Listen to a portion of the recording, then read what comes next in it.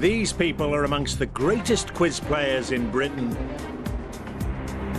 Together they make up the Eggheads, arguably the most formidable quiz team in the country. Question is, can they be beaten? Welcome to Eggheads, the show where a team of 5 quiz challengers pit their wits against possibly the greatest quiz team in Britain. They are the Eggheads. And challenging our resident quiz champions today are the Pod Squad from Chester. This team of old school friends put together a weekly podcast on the subject of football called Soccer Max. Let's meet them. Hello, my name's Neil, I'm 31 and I'm an energy analyst. Hi, I'm Gareth, I'm 31 and I'm a mental health team coordinator. Hi, my name's John, I'm 31 and I'm a sales manager. Hi, I'm Alex, I'm 31 and I work in shipping. Hi, I'm Paul, I'm 32 and I'm a regional director. Well, welcome to your Pod Squad. Now, our Eggheads are all tech savvy, of course, but just explain to those that might not know, what exactly is this podcast, then? It's a free audio conversation that we have every week about football, and we stick it up on iTunes and people download it and listen to it. Yeah, OK, and how many people download it? Thousands. It started off at quite a few hundred and it steadily declined. So we get... Oh, I see, OK. We've got a hardcore, loyal band of maybe 6 or 7 who, Yeah. And is it about any particular club? I mean, do you all support similar clubs? I know you're all mates. We've got three Liverpool, 1 Manchester United, and I'm Everton. So it's all Northwest. But we talk about everything, Europe and the lower leagues and anything that's sort of topical, really. OK, well, I'll try and get my ears around that. Soccer Max, it's called. Yeah. Okay, look forward to that. Now, every day there's £1,000 worth of cash up for grabs for our challengers. However, if they fail to defeat the Eggheads, the prize money rolls over to our next show. So, Pod Squad, the Eggheads have won the last 16 games, and that means £17,000 says you can't beat the Eggheads. Now, I'm sure you are hoping for sports. Don't know whether that's going to come up or not, but I can tell you our first head-to-head battle is going to be on the subject of history. Now, who would like to play this one? I decided how to feel. I think I fancy that one. Yeah. You've got a keen interest in history, Yeah, haven't you? I like that. I think Confident? Alex is the logical choice. He likes his history. All right, Alex, and which Egghead would you like? Who do we think, chaps? I think we should take Kevin out. Try and take him out. Well, let's go for it. Yeah. Kevin, please. All right, going for the jugular. Let's have Alex and Kevin into the question room to make sure you can't confer, Alex. Well, Alex, I don't need to remind you, you've got your work cut out here trying to lop down the tall poppy on history of the Eggheads. In Kevin, never lost, never got a question wrong. Brilliant. Got to change sometime, though, hasn't it? And will you be the man to do it? Do you want to go first or second? I'll go first, please, Dermot. OK, Alex, what nationality was the 16th century explorer Hernan Cortés? Spanish, Italian or Portuguese? Well, I know the Spanish did conquer a fair bit of South America, so I think he's Spanish. Spanish, yes, indeed. OK, easing yourself in. See if Kevin can do that. How old, Kevin, was Elizabeth I at the time of her death? 29, 49 or 69? Well, she died in 1603 and she was born in 1533, so it didn't quite make her 70th birthday, so 69. Thank you. Do you know what month she died in? March, I think. Oh, OK. All right. It is the right answer, of course, 69 now, the death of Elizabeth I. Alex, second question. The destrier used in medieval warfare was what type of creature? Elephant, horse or dog? Medieval warfare. Destrier. Don't think it'd be a dog. Again, I don't really know the answer, but I wouldn't have thought it'd be a dog. So I'm left with elephant or horse. Medieval. I'd say a horse. Something to do with cavalry, perhaps. It's a horse. OK. It is a horse. It's the right answer. Well worked out, Alex. And you have a lead, but of course Kevin hasn't faced his second question. And here it is. Which country was known as Northern Rhodesia until its independence in 1964? Angola, Namibia or Zambia? Yeah, southern Rhodesia was what is now Zimbabwe, and northern Rhodesia was Zambia. Zambia, yes, it was. Well done, Kevin. You have 2. And Alex going strongly here. Joan of Navarre married which English king, having previously borne 8 children to her first husband, John IV, Duke of Brittany? Is it Richard II, Henry IV, or Edward VI? Oh, it's going to be a bit of a guess, to be honest with you. I'm not 100% sure at all. Go Richard II. OK, Richard II married Joan of Navarre. No, he didn't. Kevin, it's... Henry IV. Henry IV. Ah, now. Well, you're at Kevin's mercy here. Kevin, Henry Addington was British Prime Minister during which period? Is it 1763 to 1765, 1801 to 1804, or 1841 to 1846? 1801 to 1804. He was known as Viscount Sidmouth at other times. OK, we'll confirm it is the correct answer there, 1801 to 1804. So well tried, Alex, but not to be. It means Kevin goes through to the final round, and no place for you. Would you both please come back and join your teams? As it stands, then, the Pod Squad have lost that one brain from the final round. The Eggheads are all there. And our next subject is arts and books. Who wants to take this one from the Pod Squad? Oh. Arts and books. The one we were hoping wasn't going to come up. Yeah. Right, who do we think? Do you want to try it, John? You've read books. How do you feel? Read a couple. I don't want to try it, but I know it's the one we all dreaded, so it's... Yeah, none of us really wanted arts and books, but we're gonna put John up. I can tell. I love the way you bigged him up. Yes. You've read some books. Just a couple. Yeah, not many. Wouldn't want to overdo it. Which Egghead would you like to play? Can't be Kevin, of course. Who do you fancy? You can have whoever you want. TKD? Yeah. Yeah. Tremendous knowledge, Dave. Tremendous knowledge, Dave. Yeah. What a good idea. Let's have John and Dave into the question room, please. John, do you want to go first or second? I'll go second. OK, see if Dave trips up for you. OK, Dave, first question to you. A Clash of Kings and A Storm of Swords are titles in a series of books by which author? J.R.R. Tolkien, C.S. Lewis, or George R.R. Martin?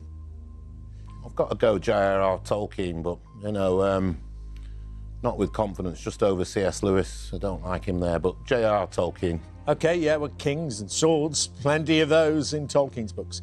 No, it's not, though. C.S. Lewis. No, it's R.R. Martin. George R.R. Martin. I want to hear more about George R.R. Martin from the other Eggheads. Game of Thrones. Game of Thrones, you know, the Game fantasy Okay. Game of series. Thrones. It's all part of the sequence. Yeah, Game of Thrones. We have, well, a good swerve then, John, but all depends if you capitalise on it by getting your first one correct. And here you go. The ArcelorMittal Orbit in London's Olympic Park, which became the UK's tallest sculpture on its completion, is approximately what height in metres? Is it 114, 314 or 714? Right. Well, I did make it to the Olympics, so I've seen it, but I don't remember reading anything about the Well, presumably you height or... didn't measure it. No, I didn't. So 714 sounds too high to me. Yeah, I'm going to go with 114 metres. OK, maybe help that you did see it there. You know, we've all seen pictures of it, but maybe just seeing it physically helped you visualise it. You got it right, 114. Well, early days, but you have a lead. And Dave, Death and Entrances, first published in 1946 and heavily influenced by the impact of the Second World War, is a collection of poetry by whom? Samuel Beckett, Dylan Thomas or Philip Larkin? I'll have to go Philip Larkin. OK, Philip Larkin. Daphne, looking concerned. Dylan Thomas. Dylan Thomas. Dylan Thomas. Yep. Dylan Thomas. Didn't he work at the BBC during the war, Dylan Thomas? He did briefly, I think. He did, yes, yeah. did for a while. Yes, that's right. And then off to Wales again afterwards. Yeah, OK. John, you have a chance to book your place in the final round with this question. In the Shakespeare play King Lear, who does Cordelia marry? The King of Scotland, the King of France or the King of Spain? Right. As you can probably tell, I'm a little bit stumped on this one. Have you read it or seen it? No, I'm pretty weak on my Shakespeare, I'll be honest. I think I'm just going to take a punt at King of Spain. King of Spain for Cordelia, one of those diplomatic marriages. Well, it was, but it was to the King of France. King of France, not King of Spain. So Dave faces another question. Dave, the full title of Henry Raeburn's 18th century painting, commonly known as the Skating Minister, is the Reverend Robert Walker skating on what? The Lake of Menteith, Helldale Water, or Duddingston Loch? I don't know this, but I've got a leaning towards the Lake of Menteith, but like all my leanings, it's probably wrong. OK, going for that? Yep. You've gone for the Lake of Menteith. And you're going under, Dave. Duddingston Loch. Yeah, yes, it is, yeah, Duddingston Loch. Of course I am. So you're sinking without trace, Dave. Yep. There you go. Don't need to put another question to John. Well played, John. You're in the final round. Would you both please come back and join your teams? Well, halfway through the head-to-heads and the pod squad matching the Eggheads. Both teams have lost one brain from the final round. Our next subject, then, is sport. Who'd like to play this? I suppose all of you. Well, it's only Neil, Gareth or Paul. Boys, decision. We said me originally, didn't we? Do you want to hang on? Do you want to do it? I think we should let Paul do it. I think because potentially we've got music and TV and things we might need you for. Okay. Yeah, we're going to send Paul. We'd rather it was just football, but... OK, well, it might not even be football. No, anything can come up there, as you know. OK, Paul, you can play Daphne, Judith or Pat. Who do you think? Judith? Yeah.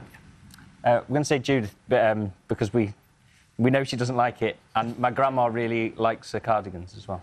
OK, so I see you're trying to butter her up there for picking her there. Okay.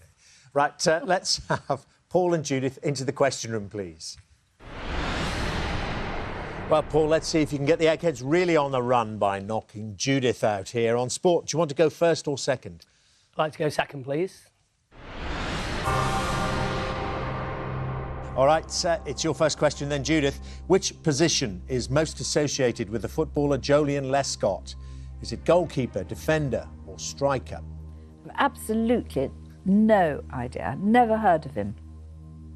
Joe Lescott. Perhaps a striker. Striker? Well, he does score goals.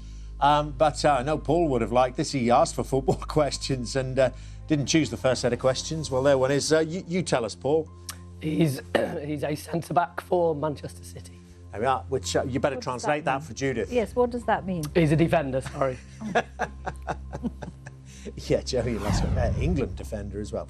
OK, and is it going to work as it did for John, for Paul going second? Paul, your question. In which year did Mike Atherton first play Test match cricket for England? 1979, 1989 or 1999?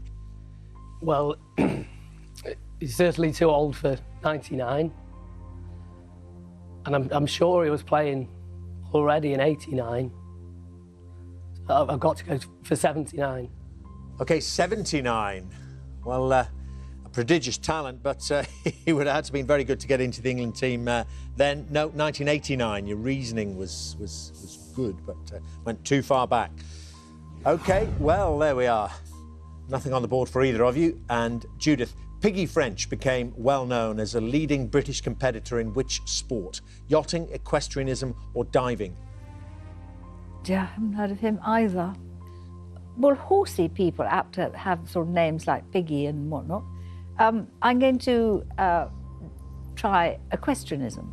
Equestrianism. It is equestrianism. You've got one on the board. And Paul then playing catch-up all of a sudden. Which boxer suffered a controversial defeat to Timothy Bradley in a June 2012 welterweight world championship bout? Was it Manny Pacquiao, Amir Khan or Floyd Mayweather? Well, I remember Amir Khan losing in a very controversial fight. But I also remember Manny Pacquiao losing, I think, possibly for the first or second time. I don't think Floyd Mayweather's lost, or he's lost very few times. Between Pacquiao and Khan, so I'm going to go Amir Khan. No, it's Manny Pacquiao. Oh dear. Well, Judith. Don't hold your breath. Chance for victory here. Which team won the first Rugby League World Cup in 1954? New Zealand, France or Great Britain? I certainly wasn't looking at Rugby League results in 1954, I can tell you. Rugby League, Great Britain. It's the right answer, Judith. Oh, well. Oh, gosh, I am really embarrassed. I'm so sorry. I'm so sorry. I think you're very pleased, though, as well, aren't you? I'm thrilled, but I'm really sorry, too. I mean, after that Jolyon Lescott question, I think we thought this was not going to be the best of rounds for you, let's put it that way, and Paul was looking pretty chirpy, but there you are. You've turned it round, and you're in the final round and deprived Paul of a place. Would you both please come back and join your teams? Well, I have no idea which way this game is going to go. Swinging back and forward as it stands. Pod Squad have now lost 2 brains from the final round. The Eggheads have lost 1. And we reach our last head-to-head before that final round, and this one is music. And 2 of you left there, closest to me, Gareth and Neil. I think we've got to take a tactical one and Yeah, I'll take it. You're pretty good on music, aren't you? Well, yeah, we'll see. Okay, Yeah. we'll leave me to the end. We'll leave you to the end. Okay, Who shall I face, Neil? Well, we're going to put Gareth up. OK, and one at either end there, Pat or Daphne. Pat or Daphne? Who do you think? I fancy Daphne. Yeah. Daphne. Daphne's strong. I would agree with that. Getting rid of Daphne as well. Yeah. I think Daphne's a good. Yeah. Daphne, please. All right, Gareth and Daphne, could you both please go to the question room? OK, Gareth, well, this could level it up in the final round, as you know, if you can get rid of Daphne. If you excuse me using that terminology, Daphne. Would you like to go first or second, Gareth? I'll go first, please, Dermot. Right, good luck then, Gareth. You're going first, and this is your question. Cantatrice is the name for a female what? Singer, conductor or drummer? I have absolutely no idea. So I'm going to have to guess. I think I might have heard, unless it's a type of singer, I suppose. I'm going to guess conductor. That was the first thing that came to my head. OK, conductor for a cantatrice. No, it's not, and it is a type of singer. As you were thinking, I thought you were going to go for singer after you said that, and went for conductor. This is linked with cantatas and things like that, isn't it? Yeah, just a French term for singer. OK, Daphne, your first question. The boy band Five had their first UK top 10 hit single in which year?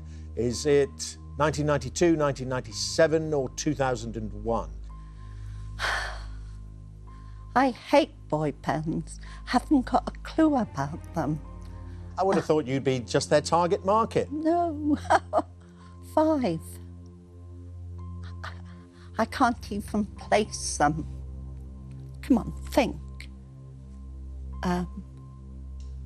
Boy band Five. Middle one, 1997. I love the way you share your internal dialogue with us there. Come on, think. Almost banging yourself on the back of the head. It's the right answer, Daphne. 1997. I'm sorry, that was a pure guess. I think we got that. 1997, well, makes the task all the harder for Gareth. Your second question. The child is a king, the carolers sing, the old has passed, there's a new beginning, are the opening lyrics to which Cliff Richard's song? Saviour's Day, Mistletoe and Wine, or the Millennium Prayer? Are you a Cliff fan, Gareth? Absolutely huge fan, yeah. No, not really. But I think I know this one. Oh. From Christmases past. I think it's Mistletoe and Wine. Yes, it is. Mistletoe and Wine. Well, there you got it. OK. Daphne, your second question. Which musical, first performed on Broadway in 1991, features the songs The Movie in My Mind and I Still Believe? Is it Rent, Les Miserables, or Miss Saigon? I'm supposed to know all the musicals, but nope, doesn't ring a bell. Well, it's not Les Miserables. Rent. OK, Rent. No, it's not. Miss Saigon. Yeah. Well, you have a big chance here then, Gareth, to attain the lead. The jazz musician McCoy Tyner is best known for his expertise on which instrument? Piano, trumpet, or saxophone? Can't abide jazz. it's going to be a guess. So I guess the middle one last time. I'm thinking trumpet or saxophone. And I'm going to go trumpet. Okay, trumpet for McCoy Tyner. I suppose all instruments very familiar to jazz aficionados. Gareth's not one of those, can't abide it, and probably likes it even less now when I tell you it's piano.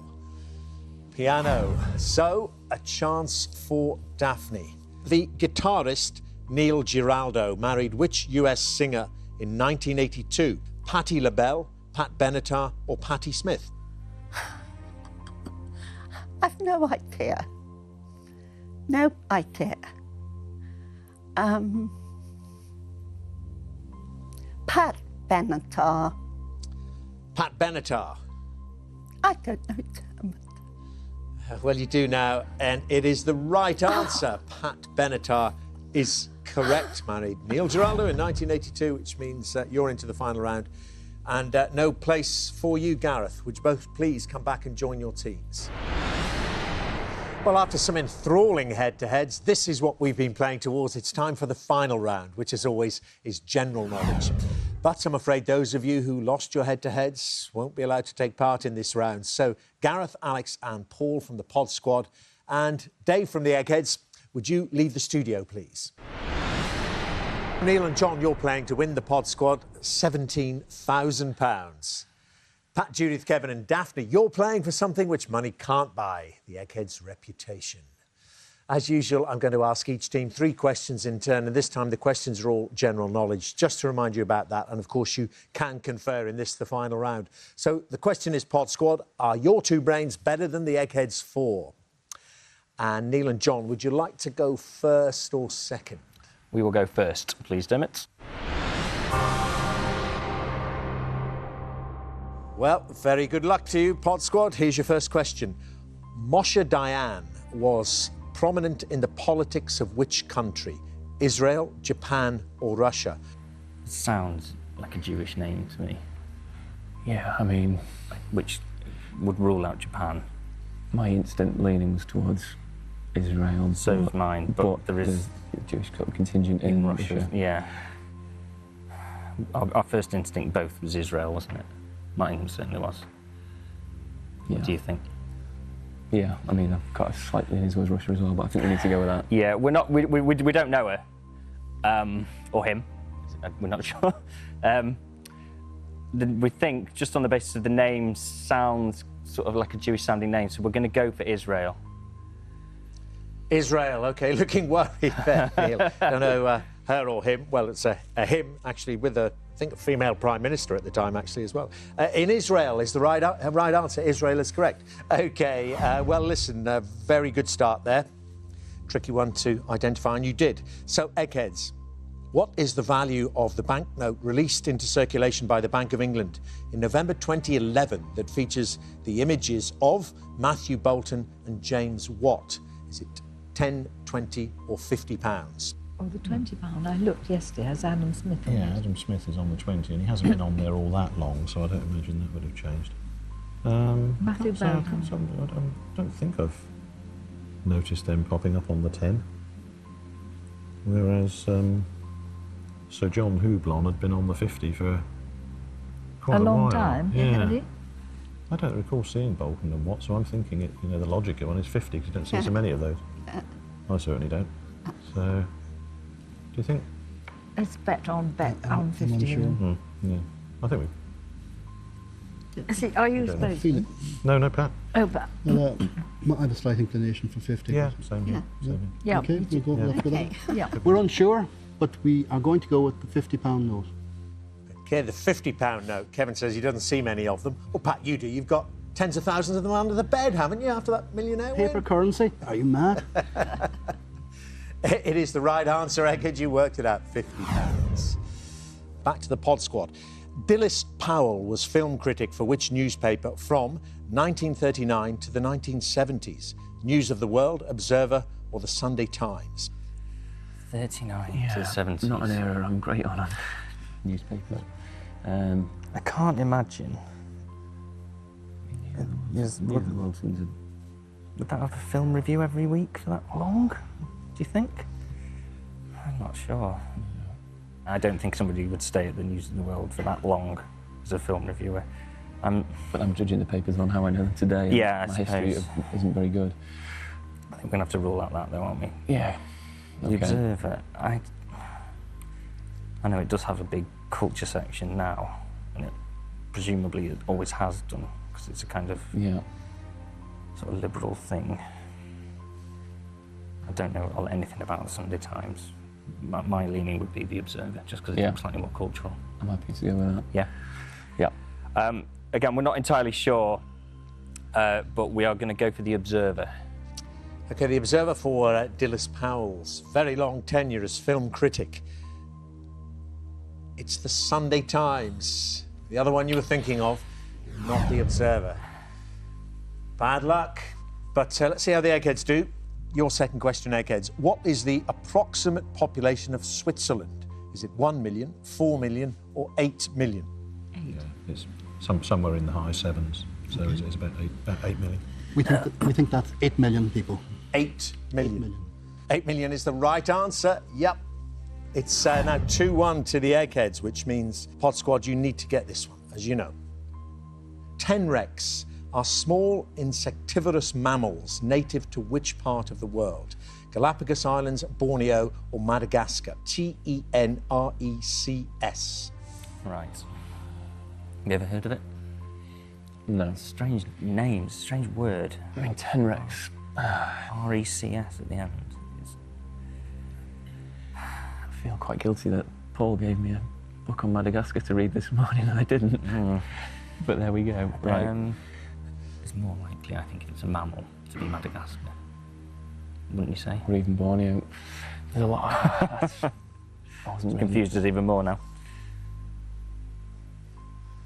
I'm leaning towards Borneo now. Are you? Yeah. On the basis that it's a mammal? Yeah. Yeah. It just rings a bell. Okay. On nothing more than that, it rings a vague bell in John's head somewhere. We're going to go for Borneo.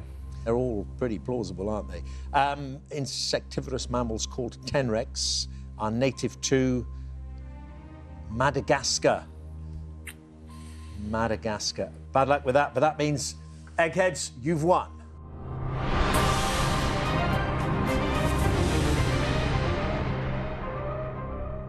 Well, that really was the most intriguing entire contest there. Those head-to-heads were fascinating, the way they swung back and forth. And in that final round, just a set of questions there that didn't really suit you. I'll tell you what, though, some good play by those still silent behind you in the question room after their endeavours in those head-to-heads. Listen, thanks very much indeed for playing the Eggheads today. Pod Squad, and best of luck with that podcast. Thank you. The Eggheads, though, have done what comes naturally to them, and their winning streak continues. I'm afraid you won't be going home with the £17,000, and that means the money rolls over to the next show. Eggheads, congratulations. Who will beat you?